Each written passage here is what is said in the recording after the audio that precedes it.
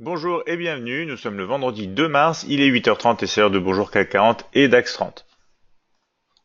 Je vous invite tout d'abord à consulter les avertissements au risque, comme d'habitude, et j'en profite pour vous saluer. Bonjour Amadi. Si vous avez des questions, bien sûr, n'hésitez pas à me les poser au cours de cette analyse. Quelles sont alors les nouvelles économiques attendues pour aujourd'hui? Alors on va voir qu'on a des données donc dès 9 heures avec pour l'Espagne le taux de chômage. On retrouve aussi l'Italie à 10 heures avec le taux de croissance du PIB. On aura aussi donc l'indice PMI de la construction du côté de la livre sterling à 10h30 pour les Britanniques. On retrouve seulement cet après-midi ensuite du côté du Canada donc les données en provenance du PIB bien sûr ainsi que les données américaines attendues à 16 heures avec donc l'indice de confiance des consommateurs du Michigan. Donc vous voyez cet après-midi principalement centré sur le dollar canadien, le dollar américain, tandis que ce matin ce sera plutôt sur la zone euro entre la livre sterling et l'Italie. On va maintenant passer aux supports et résistances attendus pour aujourd'hui. Donc les supports et résistances des indices d'abord européens comme d'habitude avec un CAC 40 CFD qui a un support à présent sur les 5200, 5160, 5100, des résistances aux 5250, 5300, 5330. On retrouve un DAX 30 CFD avec un support maintenant actuel donc aux 11 925, 11 780 et 11 645, des résistances et obstacles à la hausse du côté des 12 100, 12 345 et 12 555. Pour le FTSE 100 CFD, justement, le support est présent au 7100 niveau clé, 7000 aussi niveau psychologique bien sûr, et 6935. Des résistances à la hausse sur les 7150, 7220 et 7280. On passe maintenant au marché américain avec le Dow Jones 30 CFD pour un support aux 24 500, 24 215, 23 360.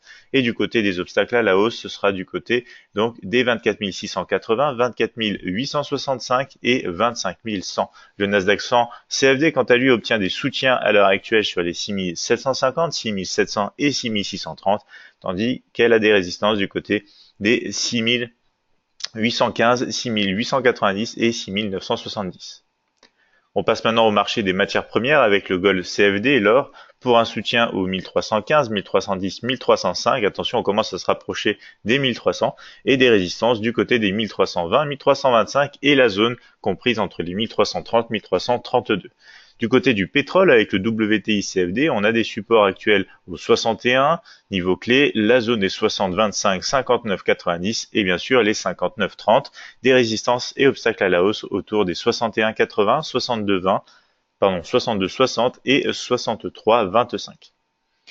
On finit avec le Forex et la paire Euro-USD CFD pour un premier support au 1,2220, 1,2180, 1,2130 et des résistances au 1,2265, 1,23 niveau clé et bien sûr suivi par la résistance des 1,2330.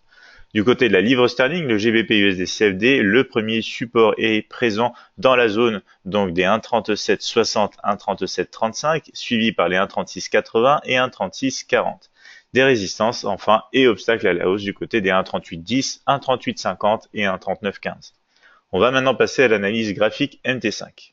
Alors on retrouve ici la plateforme de trading Admiral Markets MetaTrader 5, le mini terminal de MetaTrader 5 édition suprême, et on va analyser ensemble donc ces graphiques. On démarre avec un CAC 40 en unité de temps H4.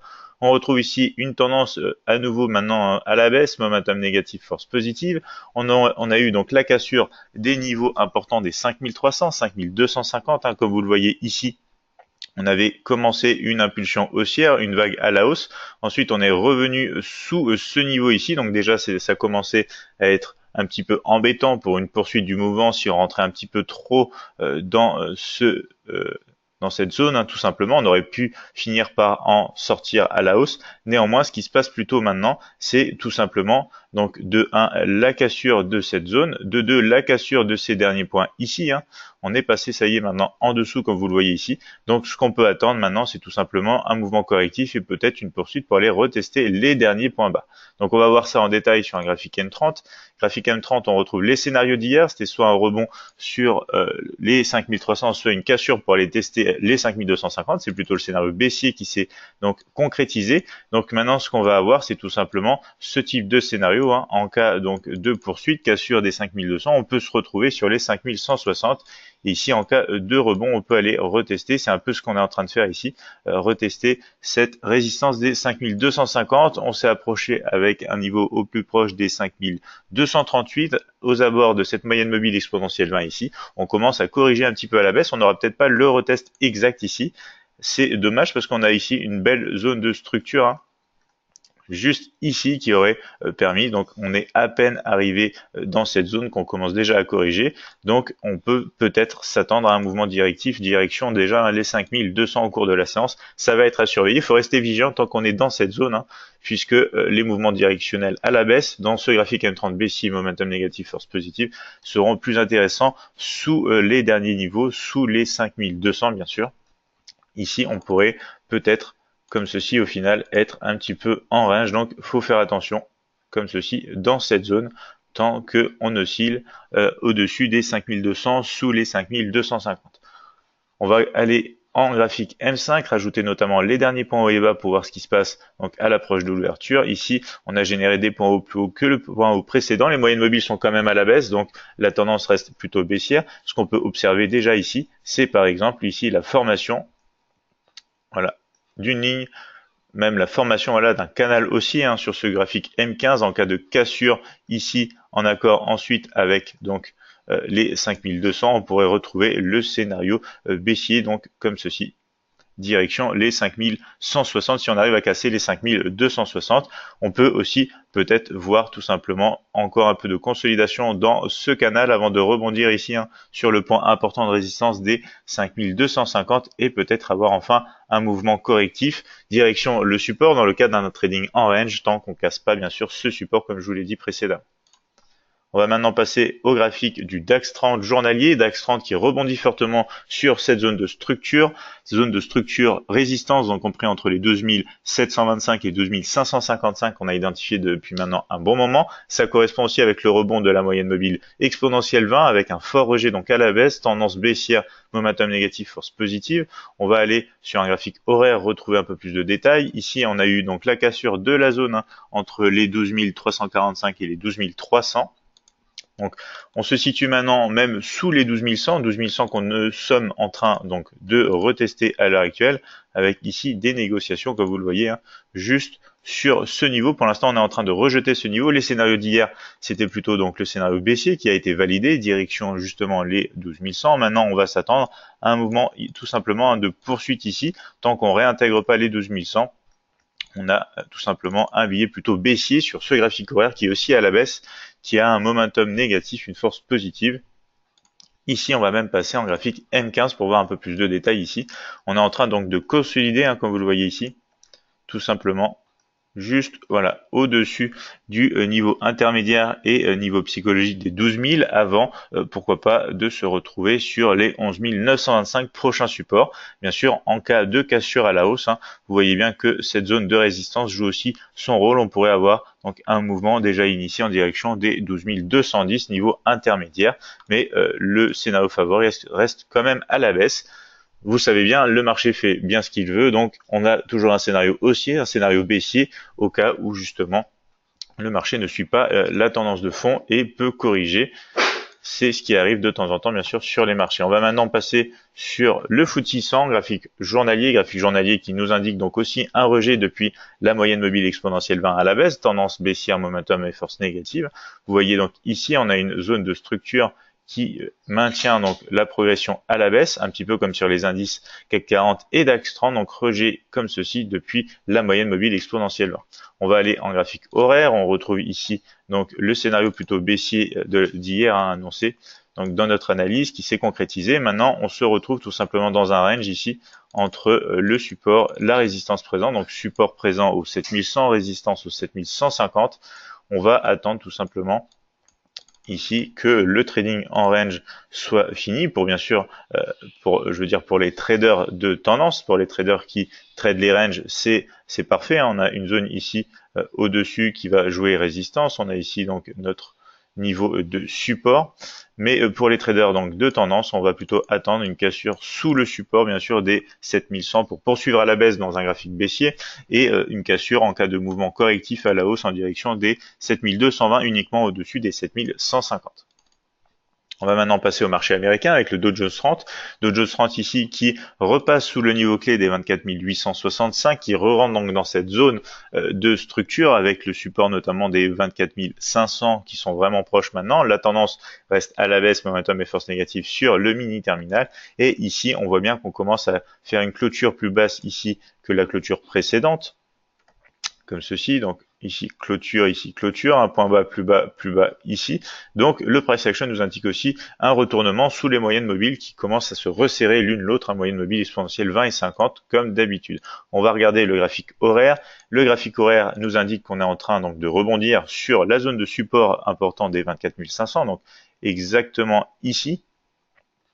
Et on va avoir tout simplement pour l'instant très fortement des négociations en range, très probablement plutôt, des négociations en range ici dans cette zone. On pourra peut-être passer dans la zone supérieure justement, et on va voir tout simplement ce qui peut arriver. Scénario d'hier, c'était plutôt donc un rebond baissier sous la résistance, c'est ce qui s'est passé. Maintenant, on va attendre une cassure du support pour un scénario baissier plutôt favori, étant donné ce qui commence à se passer. Mais tant qu'on casse pas non plus les 24 500, on a encore une chance d'avoir des rebonds haussiers. Néanmoins, on aura tout d'abord très certainement donc un peu de trading en range. On va surveiller ça bien sûr au cours de cet après-midi, comme ceci peut-être pour notre séance de trading en direct. On va passer sur le Nasdaq 100, Nasdaq 100 qui repasse sous le niveau clé des 6815, qui réintègre ce canal haussier journalier et notamment le nuage des moyennes mobiles exponentielles. La tendance ici est toujours à la hausse, momentum positif, force négative.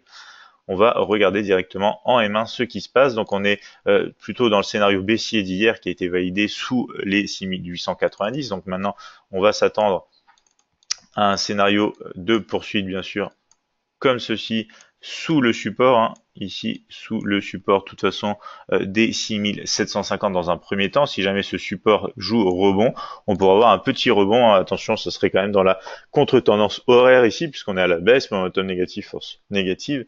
Donc ce serait direction très rapidement ici, donc cette zone de structure des 6815. On peut avoir de la poursuite à la baisse, donc pour aller retester déjà les derniers points bas, si on arrive à casser par exemple une oblique comme celle-ci, qui correspond donc avec le support, on a un mouvement attendu à la baisse dans un premier temps, direction les 6700. Donc voici pour les marchés américains. On va maintenant passer aux matières premières avec l'or qui sort donc de cette oblique haussière suite donc au rejet depuis le double sommet ici qu'on a déjà étudié depuis plusieurs séances. On a cassé la moyenne mobile exponentielle 50. La tendance de fond est à la baisse. On a un momentum négatif et une force négative aussi. Pour l'instant, on a quand même cette bougie de rejet journalière qui est assez importante.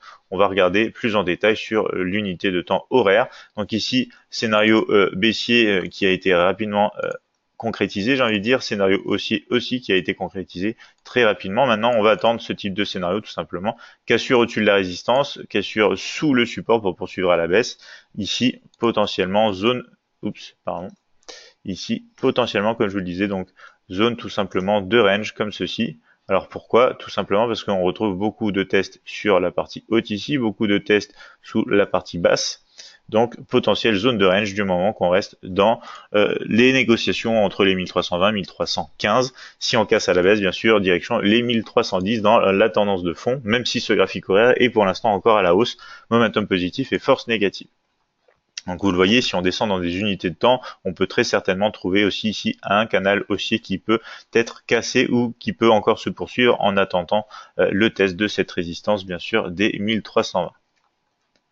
Sur le pétrole, le WTI CFD, on continue dans la consolidation de ce triangle d'indécision. Maintenant, on est sous la moyenne mobile exponentielle 50. La tendance de fond est quand même passée à la baisse, momentum positif, force négative. Vous voyez bien que les bornes ici jouent bien leur rôle sur le triangle d'indécision. Graphique horaire, voici ce qu'on a. Donc le scénario d'hier, c'était une cassure de cette oblique à la baisse. C'est ce qui s'est passé pour le scénario baissier. Le scénario haussier ne s'est pas concrétisé. Donc scénario baissier ici, on va continuer donc sous ce niveau qui va se transformer maintenant en résistance puisqu'on a une clôture sous ce niveau avec les 61,00. Donc scénario favori ou du moins attendu, un retest du support des 60-25 en accord ici avec donc la borne basse du triangle d'indécision en graphique journalier.